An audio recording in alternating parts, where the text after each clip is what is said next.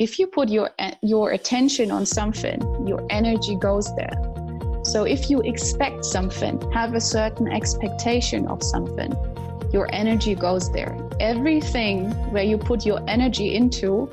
Hey everyone, welcome back to the You versus You podcast, where I talk with members of the Council for Human Development about how we can expand our minds and recode reality.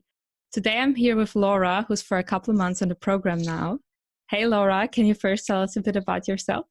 Hi Agnes, it's wonderful to be here with you today. Thank you very much for the opportunity. As already said, I'm Laura. I'm 32. I've been with the Council for Human Development now since March, and I have become a trainer myself in the last month, and I'm still on the 12 months program, which I'm enjoying very much, and it's been an incredible ride with incredible opportunities and surprises all along the way. And since you joined the Council, how has your thinking and overall your worldview changed? Well, I had already been looking for something different, something that goes deeper for quite a while now. And within the realms of the council, I met people who shared this feeling and who gave you the opportunity to go actually deeper and look beyond and search for the unknown and dive into the unknown. And I got the tools to do this with myself. To help me reflect deeper and from different perspectives all the time, and find my own defense mechanisms and look at them from various angles within a community of fantastic people where you can actually calibrate yourself all the time, thereby gaining better access to where you are and what might still be holding you back, and also what makes you different. And as we all have, different kinds of barriers and blockages. Right. So absolutely what you said. So I'm curious, can you tell us a little bit more about your own personal blockages and your defense mechanism, what you identified in the last months? So one example is I'm very quick at defending myself and justifying myself, because I very easily and quickly get the feeling that someone misunderstands me, as it is in my past probably often has been the case. And so the need to justify myself is very quick at my lips. And this sometimes is totally unnecessary. And so this is an example where I am learning to deal with it a lot better and to dive deeper where that comes from. And it's super interesting once you find the triggers and once you find the little story that probably has triggered the first time, and so it builds on and on and on. And to let go of such things is very relieving and gives you a lot more leeway to actually flow with a conversation and let it go where it may take you without you feeling the need to explain super detail why you think this and this, or what the other person may think, as it might be totally irrelevant. So when this topic comes up now, where you have the feeling that you have to defend yourself, how do you currently react? Is it more that you laugh, or that you're like conscious of it in your head, or how do you act now?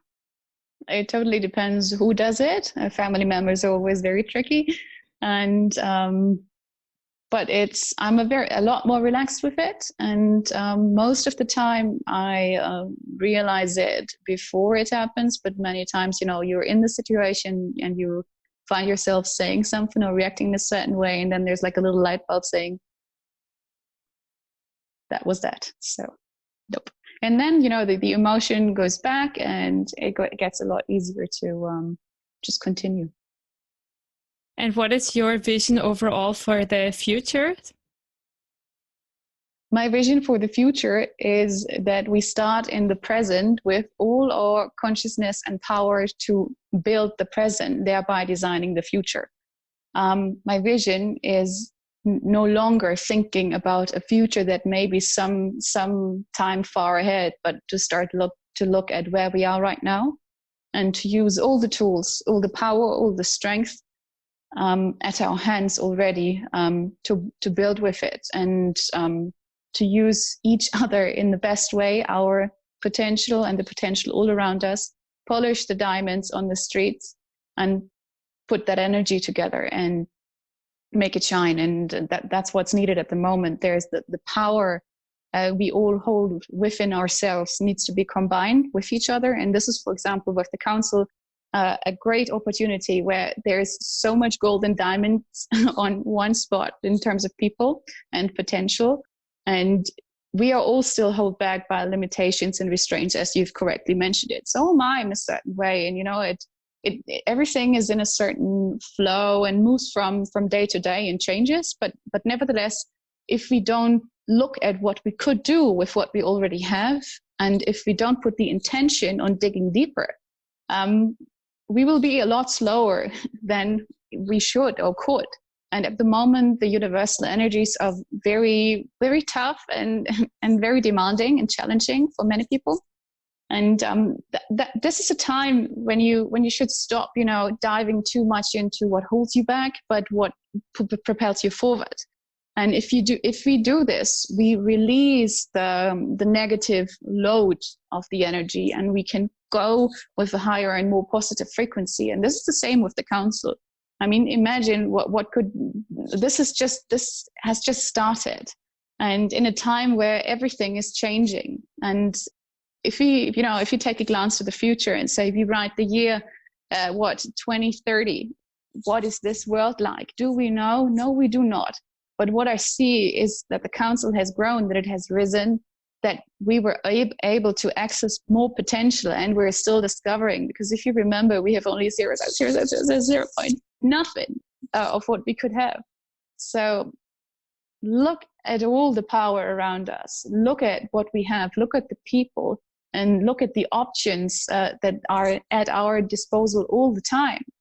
And in a world where work life will totally shift, where we will be faced with technologies that we have no idea about yet. We might have read about it in science fiction novels or whatever, and there's so much more we don't know. There's tons of information we have no access to, as we cannot know what we don't know. And so the world will change, and if we are also ready to change and let everything go as of today, then it can truly transform. And this is the same with the council. It starts as this wonderful movement right now, and there's an incredible amount of potential in it. And we have already, bases all around the world with those great trainers on board, in Singapore, in the US, in Australia, and of course in Europe as well. And if we light the spark and carry that torch further, we can really enlighten the entire world with more consciousness and contribute to, well, the rise of energy and frequency on this planet. And you mentioned that we should rather focus on what propels us forward than what holds us back, right?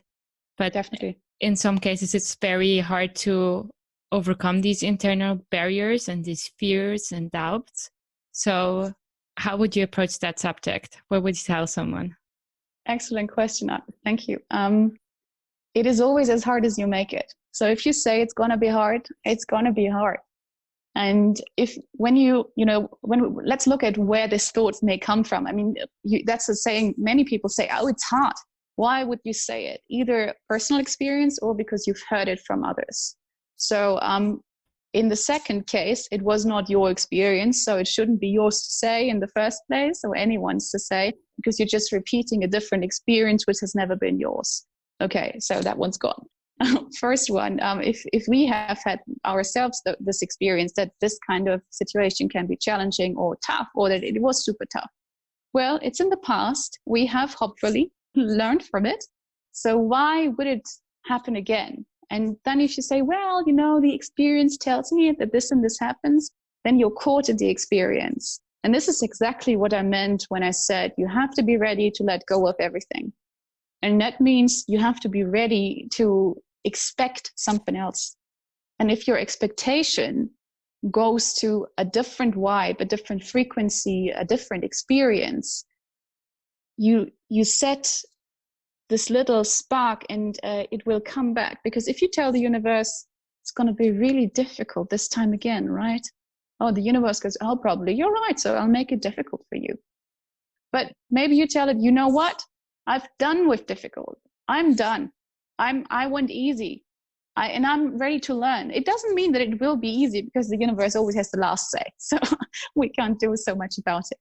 But maybe we replace the word difficult, which is very heavy and thick and negative, with adventurous or challenging, but in a good way. I will be able to learn. I will get the opportunity to learn even more. And only when I learn through friction, very often, we grow.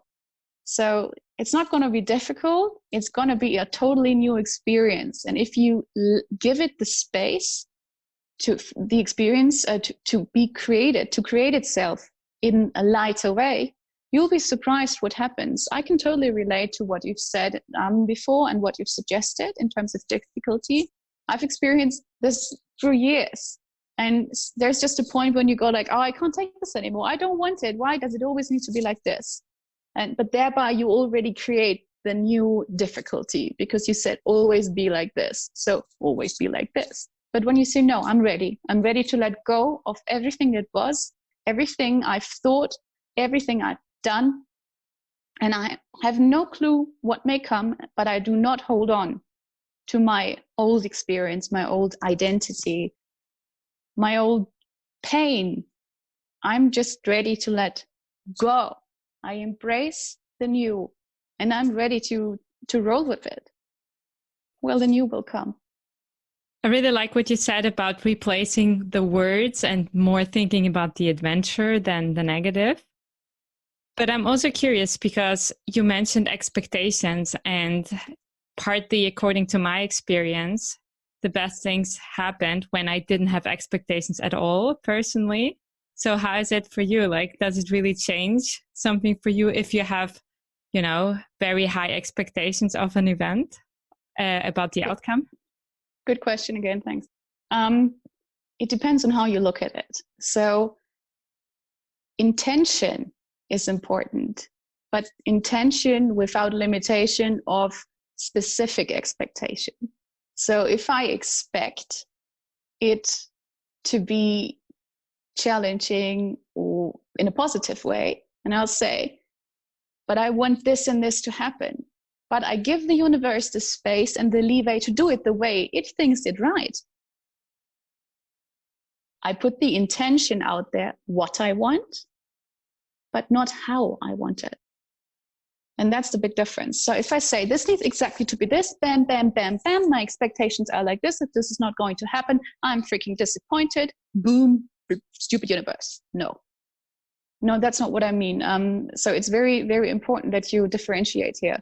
If you say, this is what I want, and you focus thought on it, and you put it together with the emotion in your heart, which is super important, because the energetic force of your heart is so many times stronger than the one of thought, and thought already is super strong. So imagine if you put them together. So use the thought, be specific what you want, yeah, if it's something specific, and then feel the emotion that you already have it. You have to live it. You have to live the present. Thereby you create the future in the present, because this second, the present is gone, and we're already in the future, which is already the past of this second. So we're on a continuous ride. And if we use our intention and put together thought and heart, and we create an incredibly strong force of energy that we send out. And everything we send out comes back. It bounces into something else, energetic wise. And so the whole thing is moving the entire time. And there's a very, very old rule. It's one of the Hermetic laws from antique times, that always the energy always follows your attention. And that's a physical law. So if you put your attention on something, your energy goes there. So if you expect something, have a certain expectation of something, your energy goes there. Everything where you put your energy into, something will happen. It depends on what kind of energy you put in it. Is it a positive one? Is it a positive load, electricity-wise, that you give in it? And is it for a greater good? Or is it a selfish thought? all those things determine, what's going to happen with the energy you release. If it's to a greater good, a higher good, it will always come back positively in a certain way. And so you have expectations, have them, but don't try to control them, and be open if it comes differently, because then your expectation has led to the very learning you're in. And without you having the expectation and, not being able to meet it at that point, or not seeing why it's not realizing yet or manifesting yet, if you say, okay, I accept it, I integrate this learning, it can transform. And transformation always leads to growth. So definitely have all the best expectations, but always remember the intention. The intention is key. And how do you put something out to the universe? Is it for you that you say something, or is it just a thought, or how do you do it? All kinds of ways. I mean, obviously, we can use voice. Everything we do with our voice strengthens and enforces the energy load, because we give with the voice, we give it sound with it, and sound increases frequency. So imagine if you just think it and feel it, this is already very strong. So you don't have to pray out loud. Many people, that's basically what people do when they pray, right? They put thought and hopefully heart together and say something to the universe or whoever they want to speak to and who is available. So you can do it silently, or you can sing it.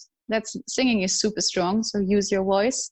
But you can, there's many ways. You can play it in music, you can draw it. There's all kinds of things. You can build it in the earth or in the sand. You can write it down. Written word and speech have very strong power if put together with heart and mind. Awesome. And what are you currently doing in order to put your vision in place? I am personally at the moment letting again go of everything, of all ties that are still keeping me in where I am. So, for example, I have decided to move closer to the area where the council is working, so I can be a more active part of it. And this is happening at the moment. So I'll be leaving my old home, Munich, and moving towards Lake Zurich, and I'm really, really looking forward to it. And I'm constantly, working on all those issues. I'm trying to calibrate myself all the time and looking at what I do. What can I do for others?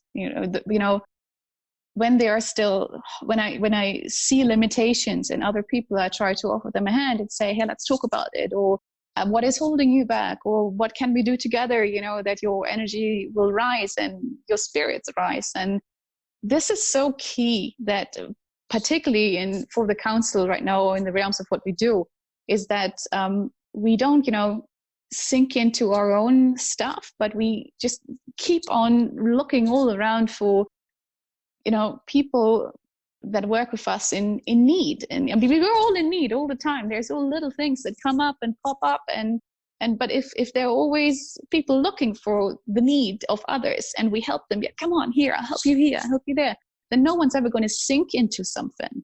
Then we keep on rising. And this is exactly what needs to be done at the moment. We need to keep on rising. We need to strengthen not only our own core, but we need to strengthen the core of everyone who is ready to strengthen their core, and of everyone who is on that same road to enlightenment, or to, accessing greater consciousness or accessing potential. The more, everyone who is seeking for the more, there is a hand we offer all the time. And this is what I'm trying to do. Awesome. If you want to find out more, make sure to check out councilforhumandevelopment.org, and please share the podcast with your friends on Facebook, LinkedIn, Instagram, Twitter with the hashtag Council for Human Development.